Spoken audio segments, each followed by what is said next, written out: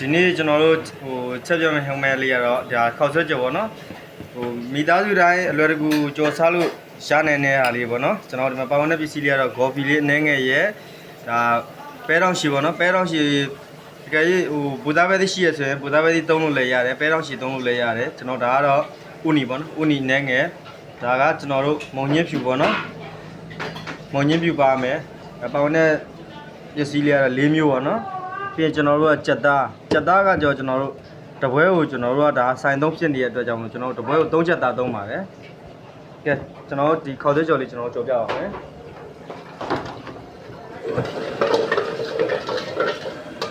ဒီရင်တော့ကျွန်တော်စီလေးနည်းနည်းလေးပူအောင်လုပ်ပါမယ်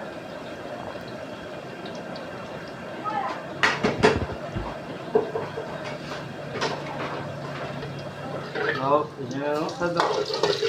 စာပြီးတော့ချက်တော့မျိုးလေးကိုမွေးနှောင်းဒီတက်ပြပါမယ်ပြီးလို့ရှိရင်ကျွန်တော်တို့ကြက်ဥ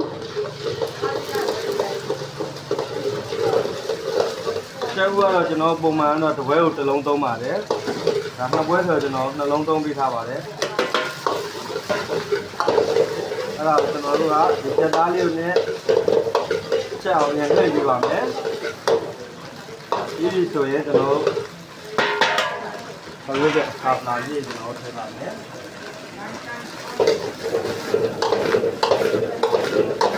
စာလေးနဲ့ရောပြီးတော့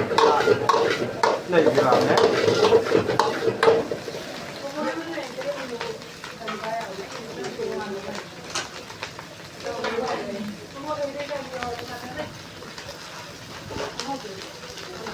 ဒီကျွန်တော်တို့ကကြက်ပြုတ်ရည်လေးသုံးထည့်ပါမယ်ပုံမှန်ဆိုလို့ရှိရင်ဒါ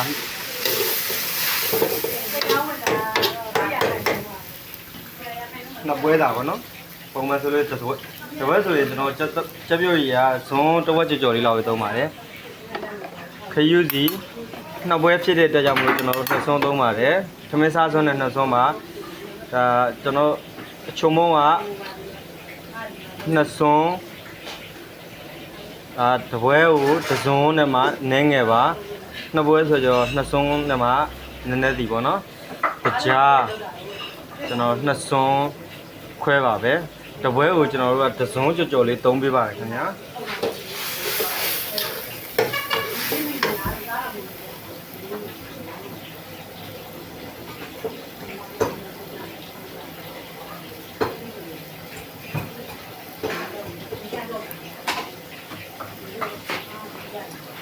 ကျွန်တော်တို့ဒီမှာ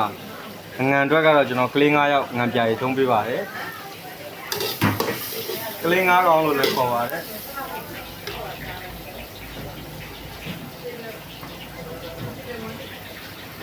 ကလေး9ငံပြားရဲ့တပွဲကိုကျွန်တော်တို့ဟိုထမင်းစားစုံလေးနဲ့တစ်စုံလောက်သုံးပေးပါမယ်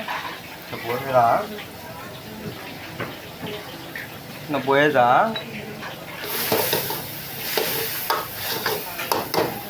ပြီးလို့ရှိရင်ကျွန်တော်တို့ကြာညွတ်တစ်စုံနှစ်စုံကျွန်တော်ကြာညွတ်လေးနှစ်စုံသုံးပေးပါတယ်ကျွန်တော်ကြာညွတ်မှာဖြစ်ကြာညွတ်ကတော့ကျွန်တော်ကျဖကြာညွတ်ရှိမယ်ခေါင်းကြာညွတ်ရှိမယ်ကျွန်တော်တိုင်ဟွာကြာညွတ်ရှိမယ်အကောင်းဆုံးကျွန်တော်အသုံးများတာကတော့စိုင်နေမှာကတော့ကျွန်တော်ကျဖကြာညွတ်သုံးပါတယ် ABC ဆိုရင်တော့ ABC ကဈေးတော့ကြီးပါတယ်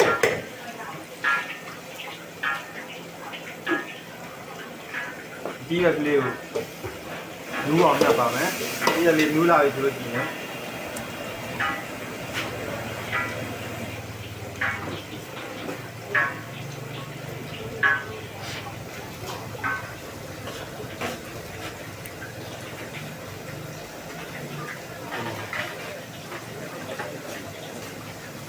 好，这就是那贵的。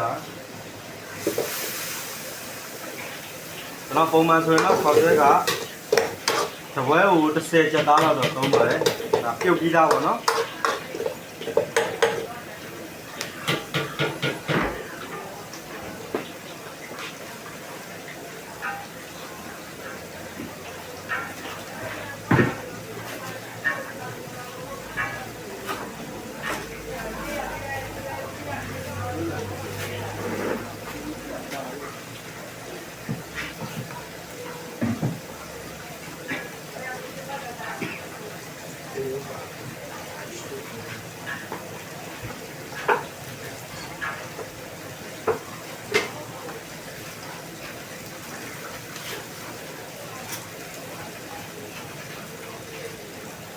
တော်တရုံနန်နန်လေးနည်းငယ်ထည့်ပါမယ်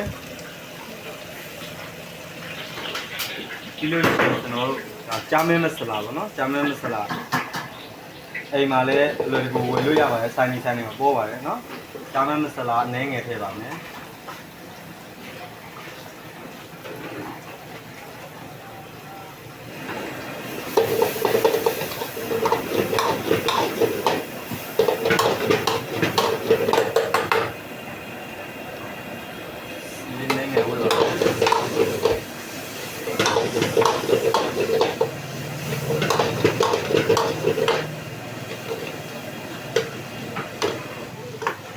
โอเคရပါပြီ